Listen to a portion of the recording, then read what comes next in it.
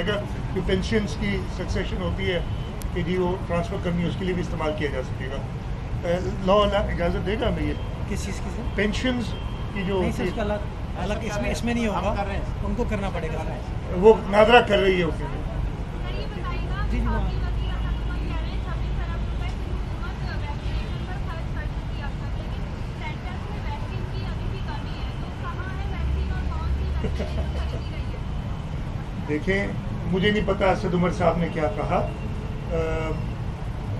Vaccination जो भी है चारों सूबों में, किसी सूबे ने वैक्सीन नहीं खरीदी है। ये सारी के सारी वैक्सीन फेडरल गवर्नमेंट को आ रही है और इसकी वजह यह है कि इंटरनेशनल एजेंसीज फेडरल गवर्नमेंट को वैक्सीन प्रोवाइड कर रही है। इंटरनेशनल एजेंसीज जिसमें अभी मेरी 3 दिन पहले वर्ल्ड बैंक के कंट्री डायरेक्टर से मुलाकात हुई थी, इधर आए थे, उन्होंने बताया कि तकरीबन 500, मुझे नंबर याद नहीं है, एक अच्छा खासा अमाउंट था जो कि प्रोवाइड किया जा रहा है हुकूमत पाकिस्तान को वैक्सीन खरीदने के लिए। तो वो गवर्नमेंट लेवल पे वैक्सीन खरीदी जा रही है। फेडरल गवर्नमेंट ये वैक्सीन सूबों को प्रोवाइड कर रहा है। आज से जो पिछली NCC मीटिंग हुई थी, जो प्राइम मिनिस्टर साहब चेयर करते हैं, उसमें हमें कहा गया था कि आप वैक्सीनेशन तेज से तेज तर करें, और हम खुद चाह रहे थे, और वैक्सीन की सप्लाई की फिक्र आप ना करें। तो वो सारी वैक्सीन जो उन्होंने दी हैं वो सारी अकाउंटेड फॉर है। अनफॉर्चुनेटली पूरे पाकिस्तान में वैक्सीन की आज से कुछ 3-4 दिन पहले से शॉर्टेज हो गई है, और जो कहा गया था कि फिक्र ना करें, हमने तो अपनी वैक्सीनेशन, हमने अपना टारगेट रखा हुआ है कि 2 लाख वैक्सीनेशन हम रोज़ाना करें, और मैंने यही टारगेट रखा था कि अगले 3 महीने जून, जुलाई, अगस्त में हम 2 लाख पर डे का एवरेज रखें, ताकि हम तकरीबन 1 करोड़ 80 लाख लोग इन 3 महीने में वैक्सीनेट कर सकें। मतलब उसके लिए ज़रूरी है कि आपके पास वैक्सीन की सप्लाई मौजूद हो।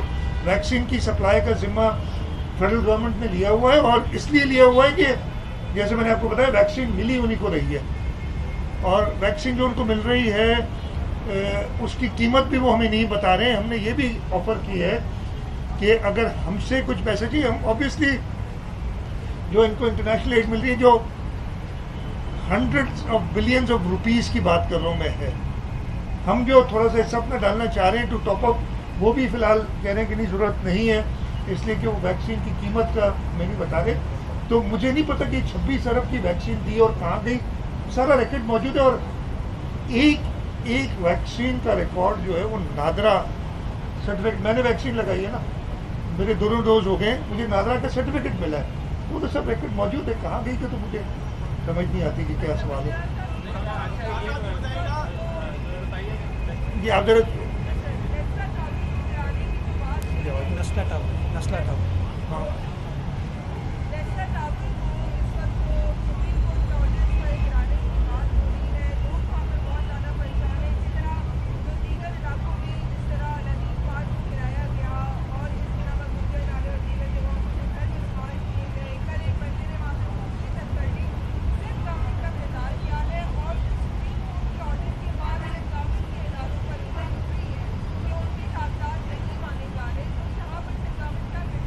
देखिए इसमें ऑब्वियसली जो सुप्रीम कोर्ट का एक ऑर्डर होगा वो हम पाबंद हैं ओबे करने के।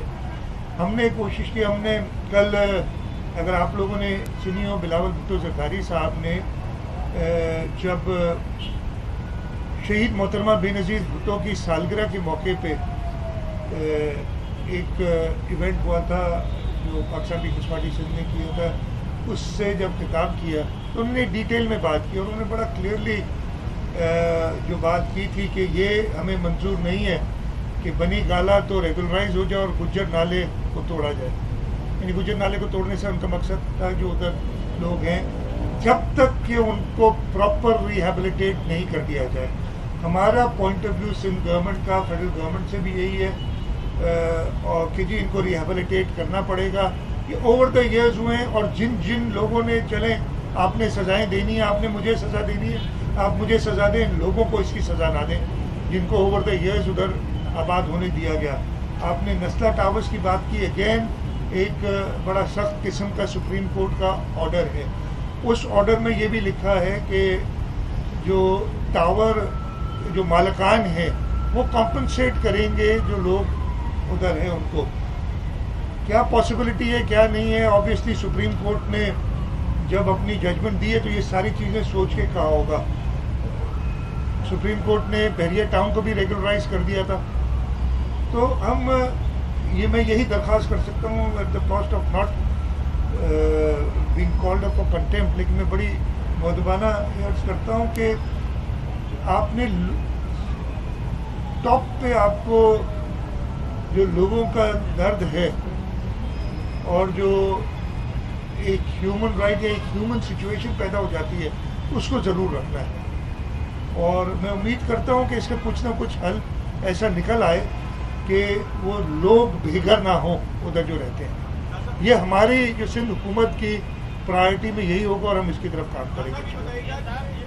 ये कर ले इस तरफ कर इसकी बात मेरे ये पहले थे, पहले ये कह रहे थे उनको सर्टिफिकेट में बड़ा मसला आ रहा है।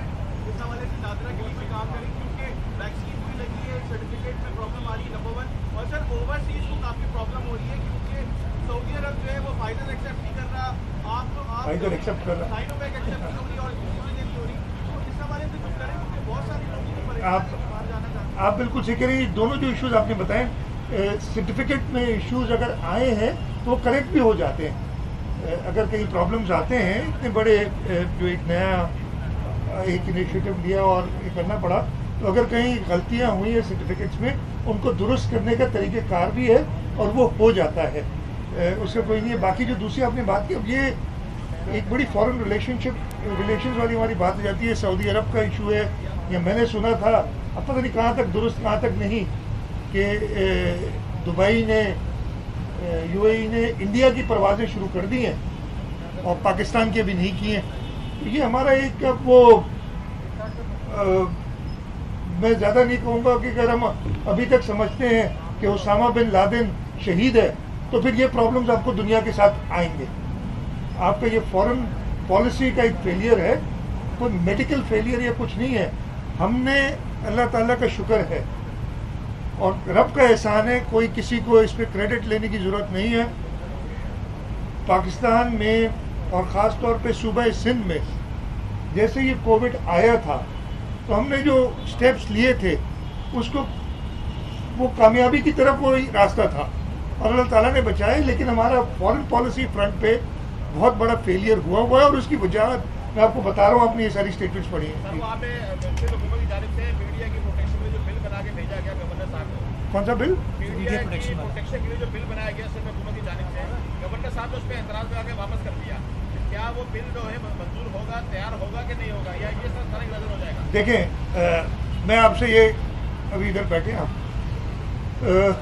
गवर्नर साहब को आईनी हक है कि वो बिल को वापस कर सकते हैं और उन्होंने वापस किया, उन्होंने अपना आईनी हक इस्तेमाल किया। हमारा भी अपना आईनी हक है। उसका तरीक़ेकार ये होता है कि जब बिल वापस होता है तो हुकूमत फिर जो भी गवर्नर साहब का उन्होंने सोच समझ की, उन्होंने ये वाला बिल भी वापस किया था जिसकी आज हम बात कर रहे हैं। तो हम इंशाल्लाह ताला, मेरी कोशिश ये होगी, अभी बजट सेशन चल रहा है, लेकिन इस बजट सेशन के दौरान मैं काबीना का अगर एक सिंगल पॉइंट एजेंडा पे भी करनी पड़े मीटिंग तो वो करूँगा, और अगर मीटिंग ना हो तो बाय सर्कुलेशन में ये कानून दोबारा कैबिनेट के मेंबरान से राय लेके और असेंबली में पेश करूँगा। और असेंबली जो है मुझे उम्मीद है कि 30 तारीख को, अगर हम 29 तक बजट किया, उससे पहले अभी इस वक्त तो 28 को हम या 27 को बजट ख़त्म कर रहे हैं, हम ये कंटिन्यू करेंगे सेशन और इस बिल को दोबारा पास करके अगर गवर्नर साहब के इतराज़ात जो है उनमें कोई वज़न होगा तो उनको इनकॉर्पोरेट करके हम वापस भेज देंगे।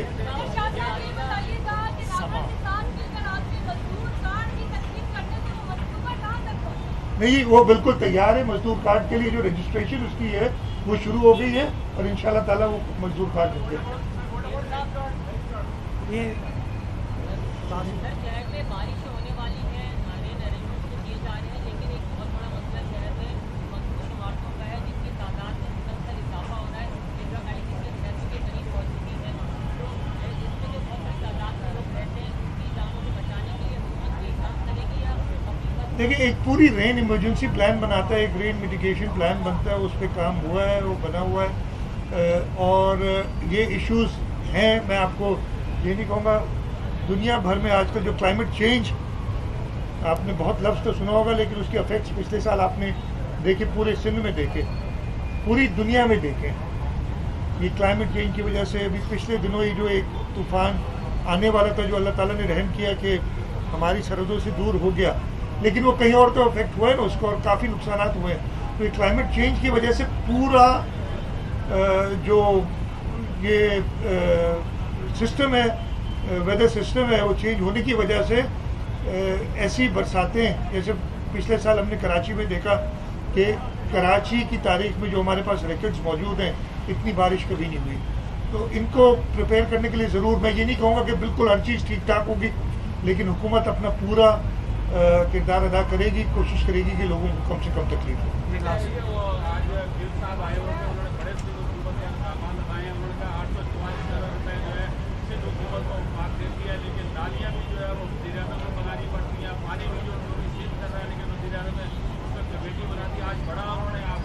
किसने कहा ये?